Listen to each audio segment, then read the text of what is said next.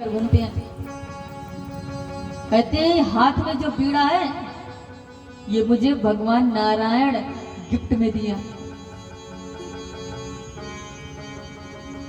एक बार देवलोक में बहुत बड़ी सभा एकत्रित हुई थी। बड़े बड़े संगीतकार आए थे। यहां तक मां सरस्वती भी गई थी। हाँ वो गंधर्व भी गए थे। और उस सभा में देवर्षि नारद भी गए और भगवान नारायण के सैया से टेक लगाकर बैठ गए। भगवान नारायण कहते हैं तुम यहां क्या करने आए हो? तुम्हें तो संगीत का सा भी नहीं पता। तुम्हारा यहां क्या काम? नारद जी को ये बात बहुत बुरी लगी और नारद जी कहते हैं अगर संगीत का सा नहीं पता, गा तो नहीं सकते लेकिन सुन तो सकते हैं, इतना तो अधिकार होना चाहिए। आज नारद जी उस सभा से बाहर चले जाते हैं और बाहर जाते हैं 1000 वर्ष तक उल्लू से संगीत की शिक्षा ग्रहण करते हैं। अब कुछ लोगों का एक प्रश्न है कि उल्लू से संगीत सीखते हैं। मैंने कहा बंधुओं, जब तोता कथा कर सकता है तो क्या उल्लू संगीत नहीं सिखा सकता? उस जमाने में पशु पक्षी भी बोलते थे।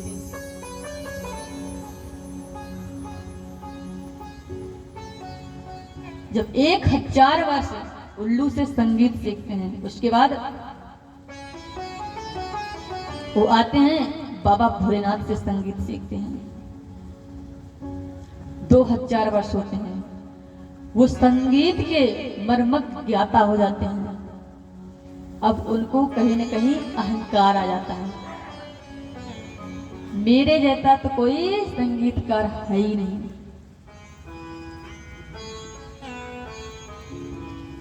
अब मैं सबसे बड़ा संगीतकार हूं। जैसे ये अहंकार आता है, भगवान नारायण विचार करते हैं मेरे भक्त के अंदर अहंकार, वो अहंकार के आते ही ठाकुर जी दूर हो जाते हैं। भगवान नारायण एक लीला करते हैं। जिस मार्ग से नारद जी जाते हैं उसी मार्ग में एक नगरी बना देते हैं और उस नगरी में बहुत सुंदर सुंदर लोग हैं। लेकिन कमी क्या है?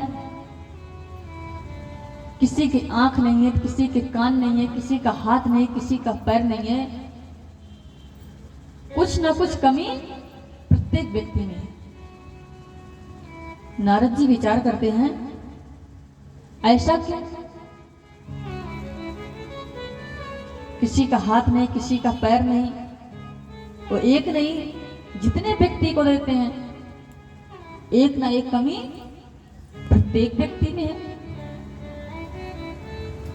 नगरी बहुत सुंदर है। नारद जी एक व्यक्ति से पूछते हैं इसका कारण क्या है, यहां ऐसे लोग क्यों हैं? तो व्यक्ति क्या बोलता है? वो कहता है ये कोई और नहीं, ये संगीत के राग रागनियां हैं। आजकल तो एक भक्त तैयार हो गया है, उसका नाम है नारद। वो संगीत को ऐसा तोड़ मरोड़ के गाता है कि वही हम लोग हैं जो हमारी एक एक हड्डियां टूट गई हैं और कोई नहीं है। वो कहीं पर भी अगर वो नारद मिलेगा तो मुझसे बताना। नारद जी का सारा अहंकार वहीं चूर हो गया।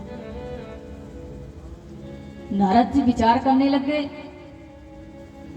मेरे कारण इन सबको इतना कष्ट, इतना पीड़ा।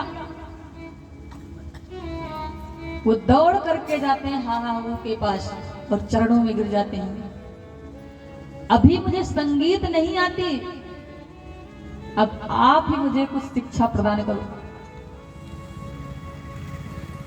हा हा वो उनको अपने हृदय से लगा लेते हैं और कहते हैं, नहीं प्रभु, आपके जैसे संगीत किसी की है ही नहीं। ये तो भगवान नारायण की एक लीला थी। आपके अंदर अहंकार आ गया था, उस अहंकार को दूर करने के लिए, वो अहंकार तो आपका वही दूर हो गया। आज भगवान नारायण एक सभा फिर एकत्रित करते हैं। वहां पर सारे राग रागनियां जाते हैं, संगीतकार जाते हैं और देवर्षि नारद भी जाते हैं। नारद जी जाते हैं और आज नारद जी जैसे ही अपने स्वर को छोड़ते हैं, भगवान नारायण शेषनाग पे खड़े हो जाते हैं और नृत्य करने लग जाते हैं, प्रसन्न हो जाते हैं और विचार करते हैं कि नारद को ऐसा क्या प्रदान करूं। इतने में ही माँ सरस्वती दिखती हैं और वो वीणा को भगवान नारायण को देती हैं और भगवान नारायण उसी वीणा को नारद जी को प्रदान करते हैं। बोलिए भक्त वत्सल भगवान की।